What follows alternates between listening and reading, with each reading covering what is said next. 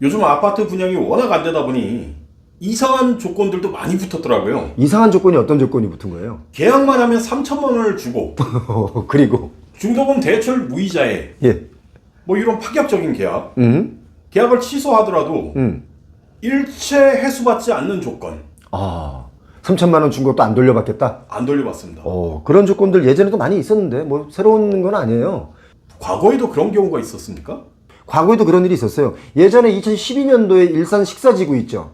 네네. 일산 식사지구도 그런 조건들이 붙었었는데 아파트를 계약하면 3년 동안 거주를 하고 입주 후에 2년이 지난 시점에 위약금 없이 그냥 계약을 해지해도 좋다.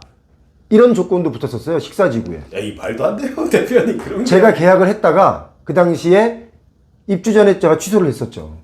진짜입니까? 그럼요. 그런 조건이 붙었었어요. 그래서 옛날에 그런 것도 있었어요. 계약 해지하는 조건 중에 어젯밤 꿈자리에서 조상님이 그 아파트 살지 말라고 그랬다. 그래서 계약을 해지하겠다. 그래서 해지가 됐어요. 그런 경우 있다니까요. 지금도 그런 시대가 온 거예요, 다시. 2012년, 13년도에 얼마나 어려웠습니까?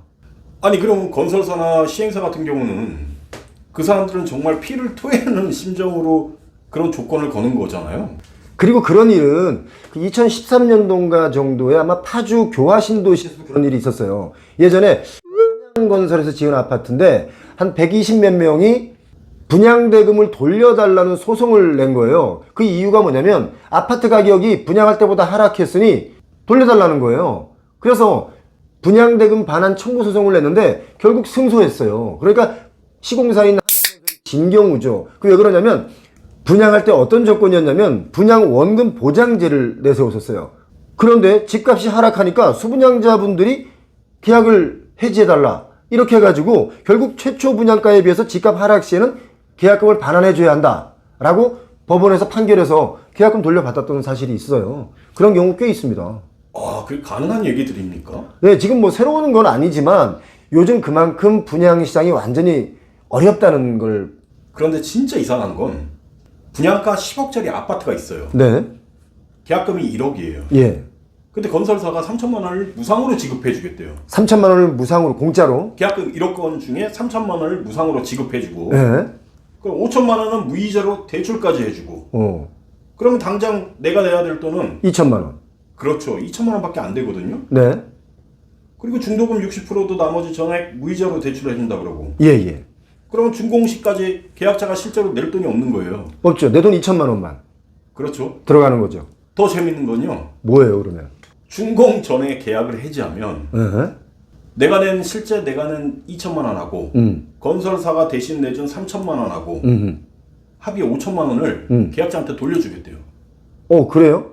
그러면 정말 이상하죠. 그러니까 제 돈 2천만 원 외에 3천만 원이 쉽게 얘기하면 꽁돈이 생기는 거거든요. 그러니까 계약만 하면 3천만 원을 버는 거네요. 버는 거죠. 예를 들어서 나중에 계약 해지를 해버리면 3천만 원은 번 거잖아요. 그렇게 되는 거죠. 그러니까 계약만 하면 3천만 원 재테크가 되는 거예요. 계약만 하면 3천만 원을 번다? 그렇죠. 왜 이렇게까지 하는 걸까요? 그게 일종의 이제 분양이 워낙 안 되다 보니까 분양을 해야 돼요. 물량을 털어내야 돼요. 그래서 주인을 만나야 되거든요. 이 아파트나 이런 것들이. 그러려니까 계약자가 있어야 되는 거예요. 계약자가 왜 있어야 되냐면 일단 계약을 해야 그 사람 앞으로 대출이 실행이 돼요. 그래야 대출 나온 돈 가지고 공사비도 치르고 사업비도 쓰고 해야 이게 사업이 끝나는 거예요. 그런데 분양받은 사람, 계약한 사람이 없으면 계속 은행에 PF 이자만 계속 물어야 되는 상황이 생기잖아요. 사업이 진행이 안 되는 거예요. 주인이 안 나타난 거죠. 그러니까 그렇게라도 해서 계약자 한 명 한 명이라도 더 만들어야 되는 이런 절박함이 이 안에 들어가 있는 거예요. 그런데 어찌됐건 계약을 해지하면 3천만 원을 버는 거잖아요. 그러니까 계약을 해놓고 나중에 취소를 하면 그냥 3천만 원을 내가 버니까 그렇게 하는 사람들이 있을 것이다 이거죠? 맞습니다. 그런데 거기서 맹점이 하나 있어요. 뭐냐면 나중에 그렇게 계약을 해지를 해주겠다 라고 했는데 나 돈 없다, 돌려줄 돈이 없다 라고 우리 흔한 말로 배째 하는 식으로 물어주지 않으면 그거 어떻게 할 거예요? 그런 경우도 생길 수 있어요. 무조건 소송에서 이긴다가 문제가 아니라 이겨도 돌려받을 돈이 없으면 못 받는 거 아니에요? 아, 그렇죠. 맞습니다. 그러니까 내가 법원에서 승소 판결을 받더라도 나에게 돈을 물어줘야 할 주체에서 돈이 없으면 못 물어주는 거 아닙니까? 물어주고 싶어도 못 물어주죠. 그런 일들이 발생할 수 있기 때문에 사실 이런 조건에 무조건 눈이 멀어서 계약을 해지하면 뭐 까짓거 뭐 다음에 3천만 원 그냥 생기는 건데 하지 뭐 이렇게 하면 안 된다는 말씀을 제가 드리는 거예요. 아니 그런데 3천만 원을 어찌됐건 안 돌려줘도 되니까 진짜 할 사람들이 있을 거 아니에요. 3천만 원 때문에? 그렇죠. 근데 그거는 정말 양심이 없는 거고 또 그때 그렇게 그런 이유로 인해서 해지를 한다 싶으면 아마 하늘에서 그 사람 안 도와줘요. 그렇게 마음 먹으면 안 돼요. 혹시 주변에 그런 사람 있으면 말려요. 그렇게 하는 거 아니에요. 혹시 이 아파트가 그 천왕역 모아일가의 경우 아니에요? 지금 거기도 보니까 지난번에 작년 8월에 분양을 시작했는데 뭐 3천만 원을 준다, 뭐 중도금 40% 무이자 대출해 준다 이런 거 조건을 걸었는데 아직 분양이 안 되니까 자꾸 그 조건을 좋게끔 이렇게 올려서 지금 분양을 하려고 애를 쓰는 것 같아. 어디에 맞아요? 여기에요? 대표님 모아일가를 아시는 거 보니까 관심이 있으시군요. 3천만 원에. 아니라니까. 그게 아니라 정말 요즘 이렇게 미분양 미계약이 많다 보니까 오죽하면 이런 조건을까지 걸어서 분양을 하려고 애쓸까. 이런 조건을 걸었는데도 분양이 안 되면 이건 부도거든요. 부도면 물론 나중에 할인 분양 나옵니다. 예전에 할인 분양하는 경우도 그런 케이스가 되게 많았어요. 그 사실 남양주에 가면 호평 파라곤 그런 아파트도 결국 23%, 20 몇 퍼센트 이렇게 할인 분양까지 했어요. 그러니까 그때는 2012년, 13년도였단 말이죠. 지금으로부터 10년 전이에요. 10년 전의 일이 지금 데자뷰로 그대로 오고 있는 거예요. 그러니까 그동안 2018년부터 2021년까지 최소 지난 4년 동안 정말 미친 듯이 집값이 오르면서 아파트를 분양하거나 오피스를 분양하는 그런 시행사나 이런 데서는 뭐 어마어마한 이익을 받지만 지금 이제 완전히 분위기가 바뀌었어요. 그렇다고 해서 그걸 악용하는 사람들이 있다면 그것도 안 되는 거예요. 지금 건설사 같은 경우는 뭐 오죽하면 이렇게까지 나오겠습니까? 그런데 3천만 원 벌려다가 오히려 코가 껴서 돈도 못 벌고 계속 물리는 수도 있습니다. 그러니까 그렇게 괜히 그 3천만 원 때문에 분양받으러 간다. 이런 분들이 만약에 주변에 있다면 그건 성인의 양심으로 말려야 된다. 뭐 저는 그렇게 봐요. 지금 여러 시행사가 이런 마케팅까지 할 정도면 상당히 대한민국 아파트 주택 시장이 심각하다는 얘기거든요. 심각하죠, 지금. 언론을 보면은 미분양 아파트가 7만 호에 육박하고 있다는 얘기들도 나오고 있습니다. 아마 넘었을걸요, 이제. 그리고 2월, 3월쯤 되면은 8만 호. 심지어 아마 상반기 안으로 9만 호까지도 갈 수 있어요. 아, 큰일입니다. 예. 이거 대표님 혹시 좋은 방안이나 어떤 해결책 같은 거? 좋은 방안은 그 대구에서 나왔어요, 이미. 이제 분양 허가를 내주면 안 돼요. 그만 좀 내줘야 돼요, 지금은.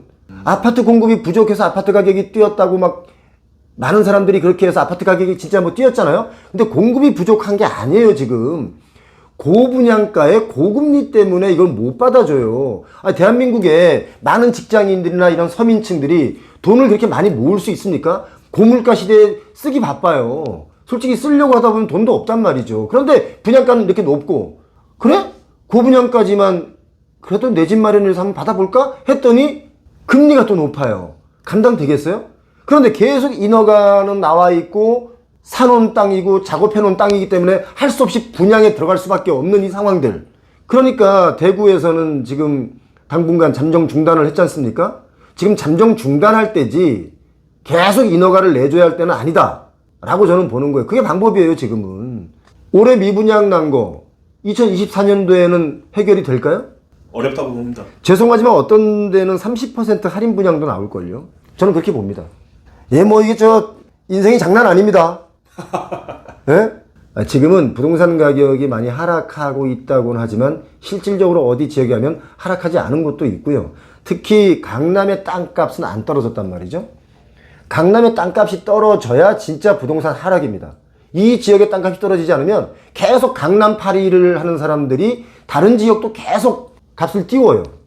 그렇기 때문에 고금리 시대가 좀 더 길게 가면 강남에 땅을 사놓은 사람들, 개발하려고 땅을 사놓은 사람들은 대다수가 돈을 빌려서 샀단 말이죠. 근데 이 사람들 금리에 아마 쓰러질 수 있어요. 그렇기 때문에 지금 시간이 더 남아 있어요. 하락할 수 있는 시간, 하락할 수 있는 가격의 룸도 더 있어요. 밑으로. 지금 섣불리게 막 움직일 때는 아니다. 저는 그렇게 보고 있기 때문에 너무 이런 그 분양 조건에 대해서 일희일비, 언제는 우리가 뭐 분양 조건이 나빠가지고 분양 안 받았습니까? 맞습니다. 그렇잖아요. 분양 조건은 늘 그때그때 좋습니다. 워낙 안 되니까 지금 이렇게까지 나오는 거예요. 이분들의 마음도 생각을 해줘야 되고, 지금 그럼에도 불구하고 사람들은 분양을 안 받고 있지 않습니까? 그게 현실이에요. 자, 그러니까 표용호 TV 계속 구독하시고, 어떤 분들 구독하라니까 구독을 매일 버튼을 누르는 분들이 있는데, 그러면 구독했다가 안 했다가 구독했다가 안 했다가 구독했다가 안 했다가 이렇게 되거든요. 그러지 말고 좋아요는 매번 누르는데 구독을 한 번 하면 그냥 쭉 가시면 같이 공부하면서 클 수 있습니다. 그리고 부동산에 기회가 또 있어요, 언젠가는. 그러니까 너무 힘들게만 보지 않았으면 좋겠다라는 생각을 합니다. 오늘 고맙습니다.